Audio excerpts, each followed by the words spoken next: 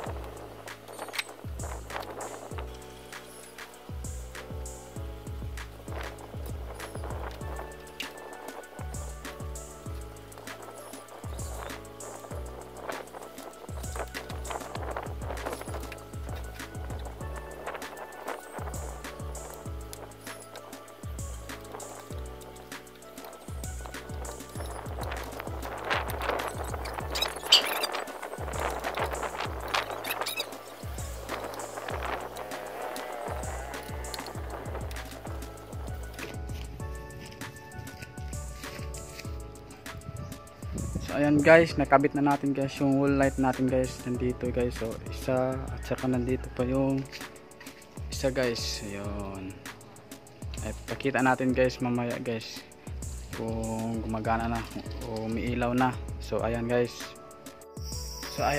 so ngayon ay mag-check na tayo ng wall light natin, yung install natin kanina, yung wall lights natin sa labas. So ayan, kung gumagana ba. So tara. So ayan, nandito na yung switch niya sa wall light sa labas. I-on natin yung switch niya sa labas ng wall light natin. Kanina in-install natin. Ito yung switch niya. Ayan. I-on na natin guys yung switch niya guys, kung gumagana ba.